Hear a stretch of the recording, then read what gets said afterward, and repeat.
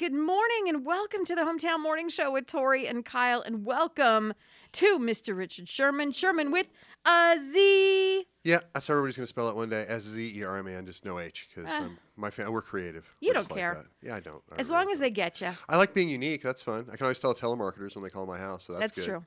Scissorman, because nobody ever gets it right, so that's kind of neat. That's kind of fun. Fun to be me. Radius. Yes, Radius Agent.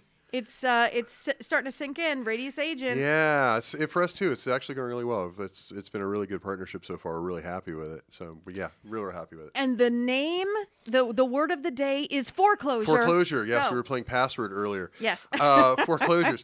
No, what's going I thought I came in to talk about today is the foreclosure process. It's kind of basic sort of stuff to us because we live with it and have for as long as we have. But this comes up a lot, and it's the time frames for foreclosure. Mm-hmm. And I figure the best way to kind of explain this to people, I do it all the time, is that when a file comes to us, when somebody's in trouble, they usually come in one of four different sort of segments.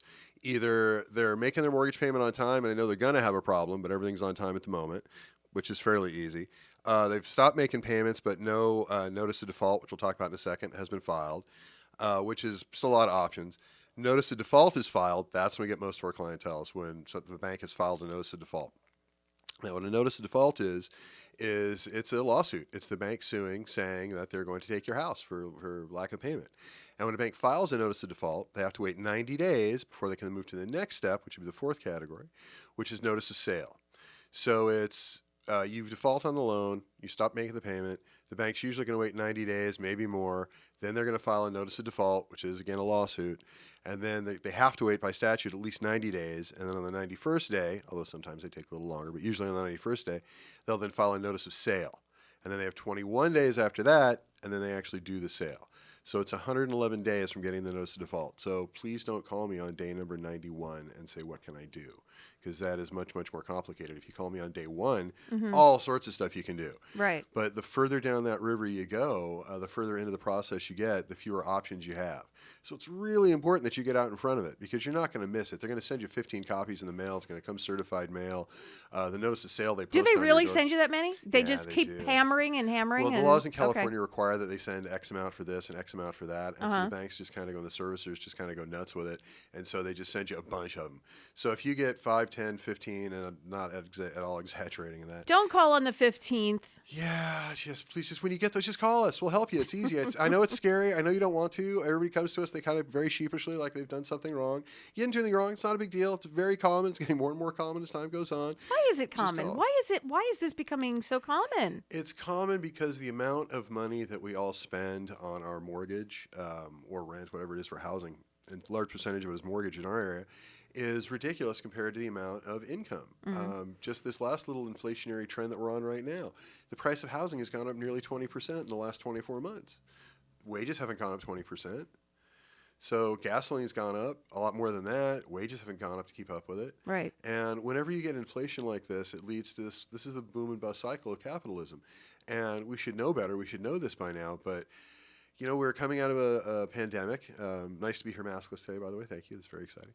But we're coming out of a pandemic where really the interest rate should have gone up in 2019, 2020, and it didn't because of the pandemic. And that's why inflation has been the way it is. And if you own a lot of houses, that's great. If you own one house, that's great. Problem is, if you want to sell that one and buy another one, the one you're going to buy is not going to be as great. When's that gonna bust? What are we looking at? You're like the groundhog. Yeah. I usually can tell you can give us a feeling of like how much longer. Well, I'm actually getting a lot of aggravation about that because I had said that really it should because of the interest rate inversion. The interest rate had inverted, and within 8 to 18 months after that, usually in recession. Only this time around, within 18 months of that, we were in a pandemic, and so everything was kind of held fast. But all those economic conditions are still the same that were there before the pandemic. They're just larger now. And guess what's about to happen? I was just reading an article yesterday about this. It looks like the interest rate is going to invert again. That's the difference in the long-term T-bill and the short-term T-bill. And what happens is when you can make more money on the short-term T-bill by investing that way than you can on the long-term T-bill, everybody goes to the short-term. And that should never happen. And that's just a harbinger of bad things. It's called interest rate inversion. If you're interested, look it up. There are a lot of people out there who know more about it than I do who can tell you about it. But when that happens, it usually signals a recession. And that's what's, unfortunately, I think around the corner. I think we got about 7 to 12 months of kind of where we're at now. Interest rates are already starting to go up. The interest rate about a month ago was about not quite a half a point in the real market lower on a mortgage loan than it is now. And that's going to continue to go up. The Fed is continuing to raise the interest rate. Banks are continuing to rise it because it's profit-taking time for them. And that's just going to kind of be that. That's going to slow the housing market and everything else. I mean, the inflation we've seen in gasoline alone is a pretty good example for people. They all know they're paying a lot more at the pump. Although if I hear one more national reporter telling me that the gas price is all the way up to $4.50, I'm going to kill somebody. It's never that low here. It's never that low. $4.50 would be a gift here. We would really love that. We are on the coast. Gasoline gets refined fairly close by here, and yet, okay, fine. I just don't know how it works. But anyway, no, I think the inflationary trends that have taken hold are really very, very dangerous. They were before the pandemic. They've only gotten worse. And there are a lot of people who still haven't recovered from the pandemic at all. I've got a lot of people in my office that a lot of clients of mine, especially if they were in the service industry, where they're still not back to work and they're not back to work full time. And even those who are back to work full time, even if they're making the same as they were 2 years ago, because of inflationary forces, that money's not going as far. So that leads to all of this stuff. And the banks are once again going to be behind the curve when all of this happens, because they always are. Banks always want to tell their shareholders everything's going to be a sunny day. So they never want to prepare for the rainy day, because to even prepare for that would scare shareholders, I guess. So that's kind of it. So what happens with a foreclosure is when you stop making the payment, because everybody always asks, when does the bank start this stuff? The first thing they'll typically do is they'll wait about 30 to 90 days, depending on the bank. Some banks will wait a little longer. And then they'll send you this notice of intent to foreclose. It all looks very scary, and it's meant to be scary, but it has no legally binding effect. It means nothing. But then after that, they file a notice of default, and that is very important. That does have a legal meaning, and it does have an effect. I mean, that is the bank filing a lawsuit saying they're taking your house. And that's where we call you. That's where you call me. It's get 90 days in that little pocket before it goes to notice of sale. So let's call you. What's the number? We got to wrap it up. I'm sorry. 661-714-1400.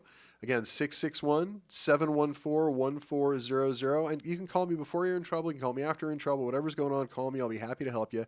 And we do this for free. Again, we do foreclosure defense for free, and we have for many years.